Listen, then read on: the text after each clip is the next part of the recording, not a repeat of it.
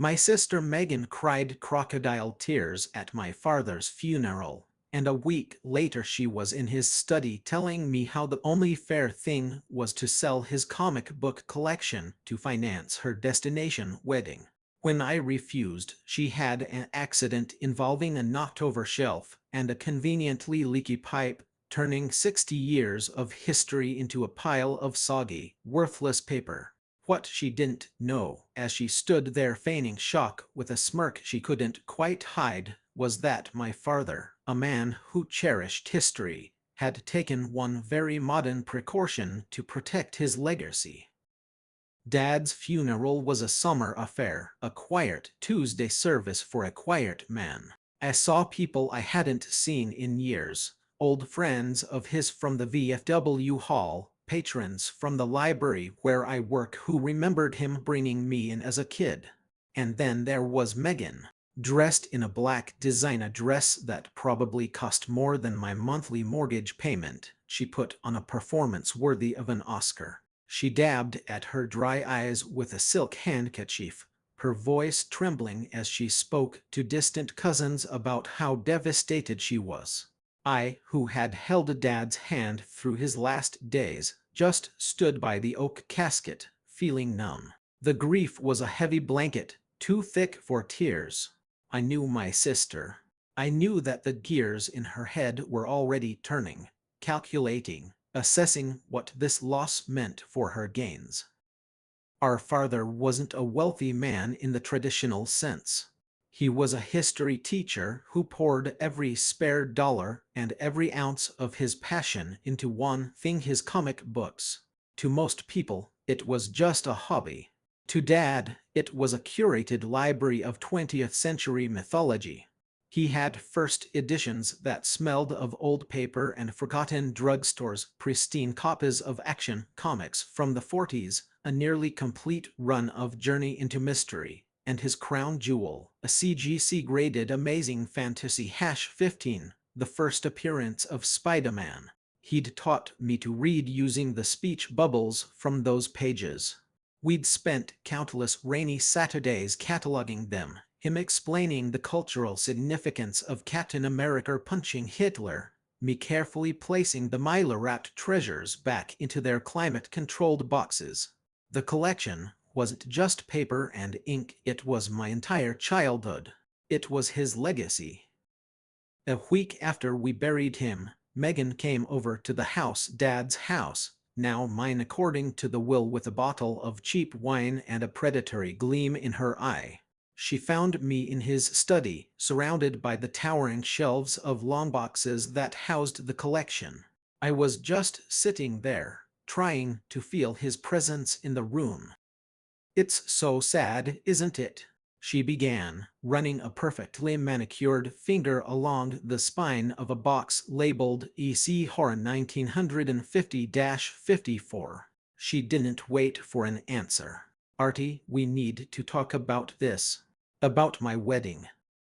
Her fiancé, Chad, was some kind of finance bro who wore boat shoes with no socks and measured a man's worth by the brand of his watch. They were planning a ludicrously expensive affair in Napa Valley. A destination wedding for people whose primary destination was their own reflection. "What about your wedding, Megan?" I asked, my voice flat. "Well, it's just with Dad gone," she sighed, a theatrical puff of air. "Things are tight. Chad's bonus wasn't what we expected. We were thinking, and it seems like the only fair thing to do is to sell the collection." I stared at her. The audacity was breathtaking. Sell Dad's collection. His life's work. "Don't be so dramatic, Arthur. They're just old cartoons. Sentimental value doesn't pay for a Vera Wang dress. An auction house in New York estimated it could fetch $500,000, maybe more." Of course, she'd already had it appraised. "The answer is no," I said, my voice dangerously quiet. "Dad left the collection to me. Not to us. To me. It's not for sale." Her face tightened. The mask of sweet, grieving sister slipped, revealing the cold, hard entitlement underneath. That is so selfish. You're just going to let it sit here and collect dust. Dad would have wanted me to be happy. He would have wanted to provide for my future. Dad would have wanted you to learn the value of a dollar and stop treating the people around you like ATMs. I shot back, the words sharper than I intended. She stormed out, slamming the front door so hard a picture of our parents rattled on the wall. The silence that followed was heavy, filled with the unspoken venom of her greed.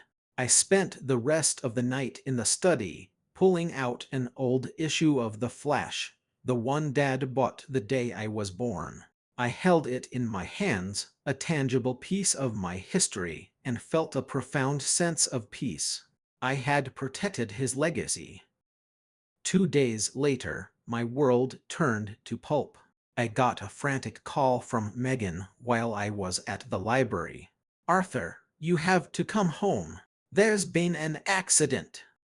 I broke every speed limit getting there. I burst through the front door to find a scene of utter devastation. The main shelving unit in the study had collapsed, spilling the carefully organized long boxes across the floor. And from a crack in the ceiling directly above, water was dripping, no gushing down. A pipe had conveniently burst.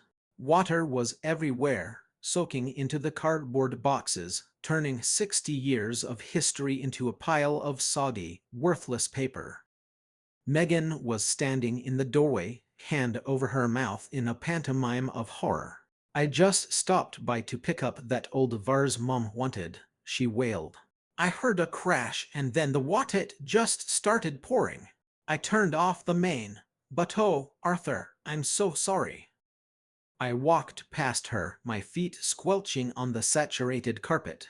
I knelt and picked up what was once a near-mint copy of Detective Comics #27. The ink was running, the pages fused together into a single, waterlogged lump. It was completely destroyed. They were all destroyed. I looked at the collapsed shelf.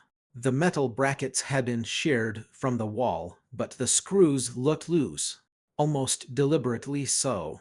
I looked at the steady drip from the ceiling, right over the most valuable section of the collection. Then I looked at Megan. Her eyes were wide with faint sympathy, but I saw it. Just for a second. A flicker of triumph. A smug little twitch at the corner of her mouth. In that moment, the grief that had numbed me since Dad's death burned away, replaced by a cold, clarifying rage. She had done this. She had destroyed our father's heart and soul because she couldn't have her way. She thought she had broken me, left me with nothing but a pile of trash.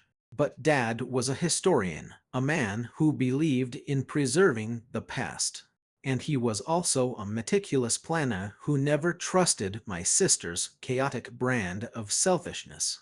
As I knelt there in the ruins of my childhood, a memory surfaced, a conversation with my dad a few years ago after Megan had borrowed and crashed his car. "You have to protect the things you love, son," he'd said, "sometimes even from the people you love." The days following the accident were a blur of numb activity. I rented a huge industrial dehumidifier that roared day and night, a constant, droning reminder of the violation. I spent hours sorting through the wreckage, carefully peeling apart what could be salvaged, which was heartbreakingly little. Most of it was a write-off. The vibrant colors of Jack Kirby's art had bled into brown, indistinct smudges. The crisp pages were now stiff and warped, smelling of mildew and loss. Every ruined comic I placed into a trash bag felt like a fresh betrayal. Megan, of course, was a phantom. After her initial dramatic performance, she kept her distance, likely assuming I was too devastated to be suspicious. She'd send me condescending texts thinking of you. "Let me know if you need anything. We'll get through this." 3. The heart emoji felt like a tiny, digital dagger. She was giving me space to grieve, she told our aunt, when in reality she was giving me space to marinate in the desperation she had engineered. She was waiting for me to hit rock bottom so she could present herself as the solution, probably with some convoluted scheme to sell the house to fund her wedding. But I wasn't just grieving. I was remembering. I was remembering that quiet afternoon with Dad. He'd just come back from a meeting with his estate planner. He sat me down in the very study that now smelled of decay and handed me a thick, sealed manila envelope. "This is for the collection," he'd said. "Don't open it unless you have to. It's a special kind of insurance. Not just for fire or theft. It's for the unthinkable." At the time, I thought he meant a flood or a tornado. I never imagined the unthinkable would be my own sister. The envelope was in his old roll-top desk, in a hidden compartment I'd helped him build as a teenager. My hands trembled as I pulled it out.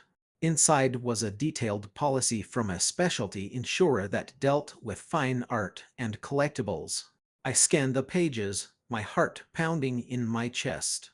He had insured the entire collection, piece by piece, cataloging the most valuable items with their certified grades and current market values.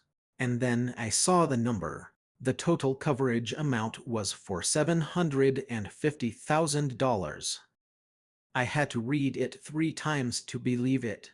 My father, the humble history teacher, had been sitting on a collection so valuable he'd insured it for $750,000. But it was the next detail that made the air freeze in my lungs. Under the beneficiaries clause, there were 2 names listed, in equal 50/50 shares: Arthur Pendleton and Megan Pendleton. My first reaction was a wave of nausea. After what she'd done, she was still set to inherit a fortune. The injustice of it was a bitter pill. I almost picked up the phone to call her, to scream at her, to expose her for the monster she was. But then I stopped. What would that accomplish? She'd deny everything, paint me as the crazy, grieving brother. She'd lawyer up, and the money would be tied up in court for years. She would still get her half, and the only thing I would have is the hollow satisfaction of telling her I knew. That's when the cold, quiet rage I'd felt in the ruined study began to crystallize into something else. An idea. A plan. A beautifully simple, horrifically appropriate plan. The policy had a clause about negligence, but it would be almost impossible to prove her deliberate intent. To the insurance company, a burst pipe was a burst pipe. They would pay out. And Megan, believing the collection was worthless, would have no idea this money even existed. She had destroyed the collection to get money for her wedding. Fine, I would make sure she got it, but on my terms. The first step was starting the claim. I called the insurance company from the library, speaking in hushed tones between the shelves of the history section. The agent was incredibly helpful, sympathetic to my loss. He arranged for an adjuster to come out. I scheduled the appointment for Wednesday, knowing Megan had her weekly yoga and brunch ritual with her equally vapid friends. The adjuster was a stout, serious man named Mr. Gable, who looked at the pulpy remains with the sad eyes of an undertaker. He spent hours cross-referencing my father's detailed inventory with the sludge on the floor, taking photos, and making notes. "Your father was a very smart man," he said, shaking his head. "Meticulous records. This will make the claim straightforward. A terrible, terrible loss, though." He confirmed the valuation and told me the check would likely be processed within a month. With the first piece in motion, I shifted my focus to Megan. I started playing the part she expected, the broken, defeated brother. When she called, I sounded listless. I let the house remain a mess. I told her I couldn't bear to even look at the study. This was all the encouragement she needed. Her wedding planning went into hyperdrive. Believing her financial solution had been destroyed, she and Chad apparently decided the only way forward was to double down on debt. She started talking about it, not in a brash, demanding way, but with a calculated, pity-seeking tone. We had to book the vineyard, Artie, she sighed over the phone one evening. The deposit was $50,000. Non-refundable. I had to put it on my Amex. I don't know how we're going to manage. You only get married once, Meg, I said, my voice a monotone of faint sympathy. You should have the wedding you want. That was all the fuel she needed. The trickle of expenses became a flood. I heard through the family grapevine about the photographer she'd flown in from Los Angeles, the 10-piece band, the custom ice sculpture in the shape of a swan. She was building a palace of debt, confident that eventually I'd crack. She'd mention how they might have to sell their condo, or how Chad's parents were disappointed in their financial state. Every conversation was a carefully laid trap designed to make me feel guilty enough to offer up the only remaining asset, Dad's house. The tipping point came about 3 weeks after the adjuster's visit. Megan called me, her voice practically vibrating with excitement. "Oh my God, Arthur, you are not going to believe it. Vera Wang had a last-minute cancellation, and I got a fitting. The dress is a dream. A literal dream." "That's great, Meg," I said. "Well, not totally," she said, her voice dropping into that familiar manipulative whine. It's $30,000, and the final payment is due next week, along with the final payment for the caterer. That's another $75,000. All the contracts are signed. It's all non-refundable. I don't know what to do." She let the silence hang in the air, a heavy, expectant pause. This was it. This was the moment she thought I would break. This was when I was supposed to offer to sell the house, to liquidate my inheritance to fund her fantasy. I could almost hear the triumphant smirk forming on her face. "Wow, Megan. That's a lot of money," I said into the phone, letting a note of weary resignation creep into my voice. "I don't know what to tell you." "You don't know what to tell me?" she shrieked, the faux vulnerability evaporating instantly. "Arthur, I am drowning here. Chad and I are putting everything on credit cards. The interest rates are insane. I thought you would help. Dad would have helped." "Dad isn't here, Megan," I said softly. "Because he's dead." The line went silent for a moment before she hung up on me. The raw, unfiltered fury in that click was more honest than anything she'd said to me in months. She was done playing nice. The pressure was on. Her vendors were calling. The deposits were paid. The contracts were ironclad fortresses of financial obligation. She had built her own prison, and the walls were closing in. The following week was hell. She and Chad launched a full-scale emotional assault. It started with guilt-tripping texts sent to our extended family, vague messages about how she was so stressed and disappointed that she couldn't count on her own brother. Then our aunt called, her voice laced with concern. "Arthur, dear, Megan is so upset. She says you won't even talk to her about the estate. You know your father would have wanted you to help her out." I gave her noncommittal answers, mumbling about lawyers and probate, buying myself time.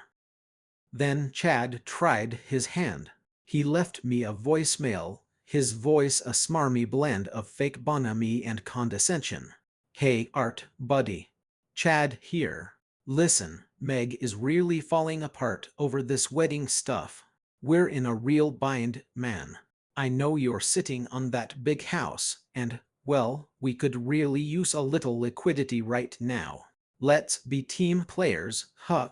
Help us out, and we'll make it worth your while down the line.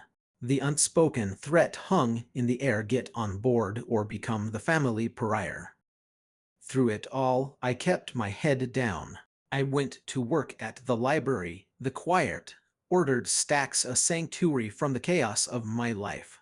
I'd sit in my small office, the confirmation email from the insurance company open on my screen. Your claim has been approved.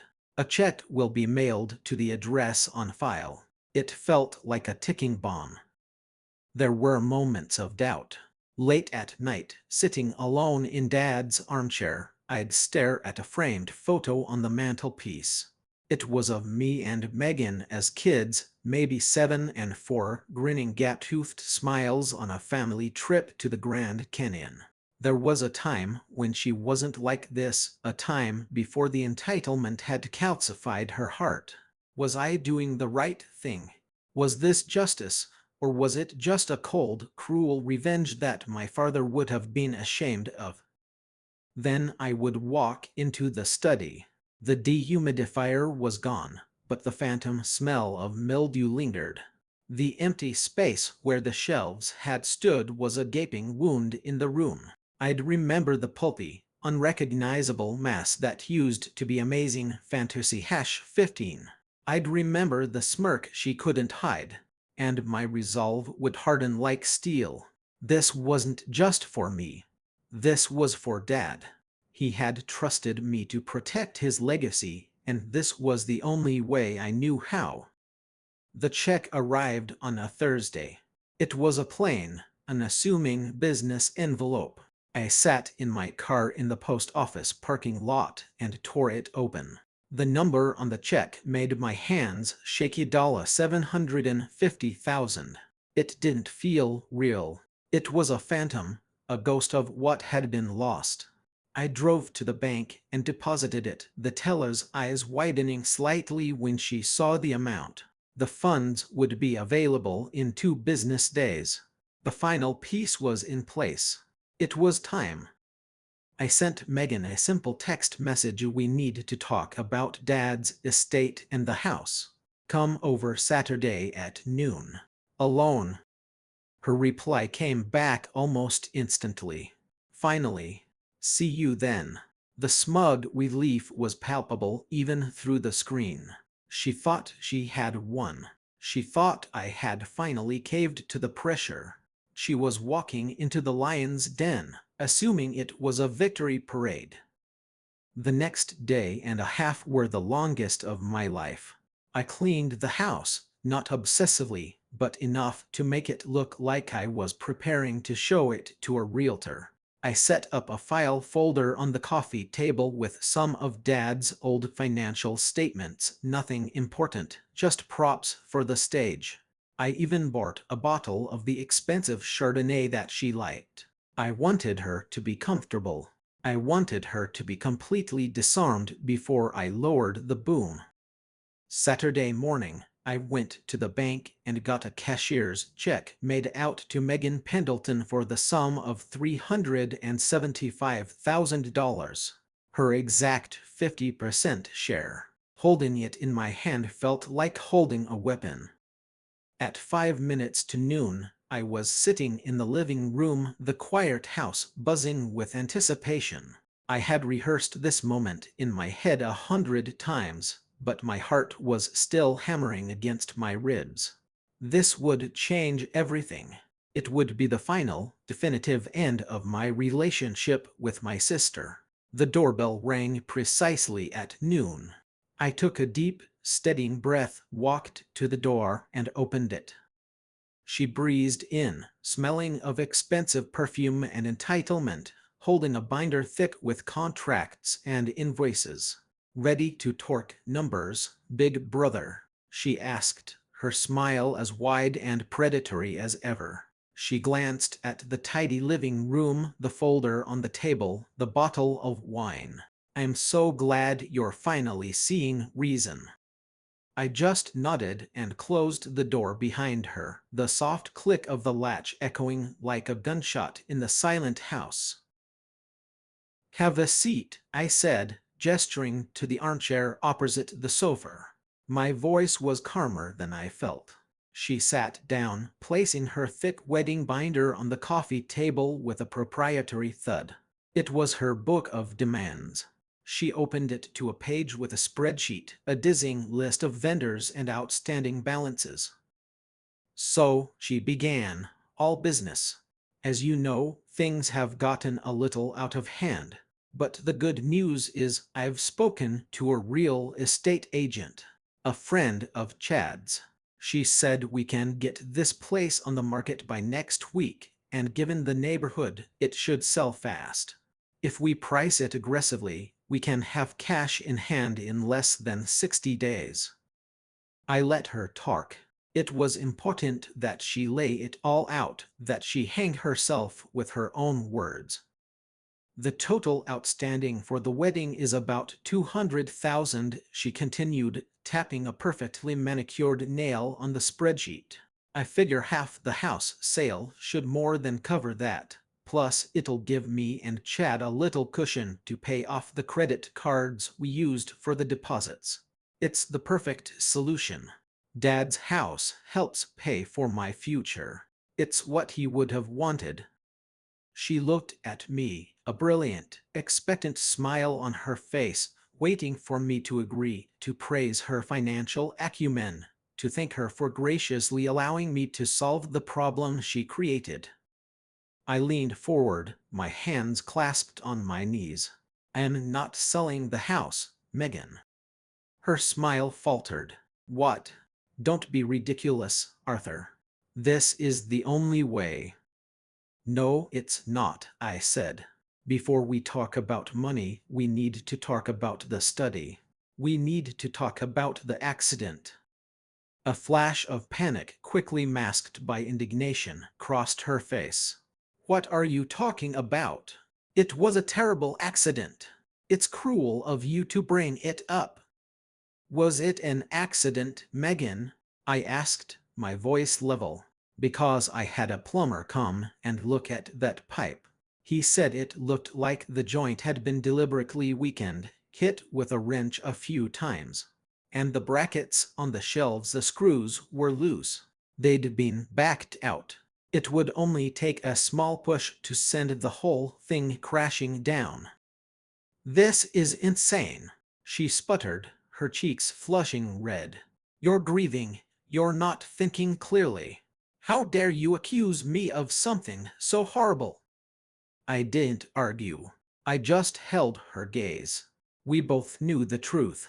The accusation hung in the air between us, heavy and undeniable. I let the silence stretch until she started to squirm. "Fine," I said, breaking the tension. "You're right. We don't have to talk about how it happened. Let's just talk about the result. You destroyed Dad's collection because you thought it was the only way to get the money you wanted for this wedding. You turned his legacy into worthless, soggy trash." "I did not," she insisted, but her voice lacked conviction. "You thought you did," I corrected her. "But you see, Dad was smarter than that. He was a historian. He knew how to protect things. He knew that sometimes the biggest threats come from the inside." I reached into the folder on the table and pulled out a single sheet of paper. I slid it across the table to her. It was a copy of the insurance policy's declaration page, the one with the total coverage amount circled in red pen. She stared at it, her brow furrowed in confusion. Then her eyes found the number. $750,000. She whispered, her voice cracking. "What is this?" "That," I said, "is the value of the worthless, soggy trash you created. Dad had the collection insured. A specialty policy. It covered all forms of damage, including burst pipes." Her face went pale.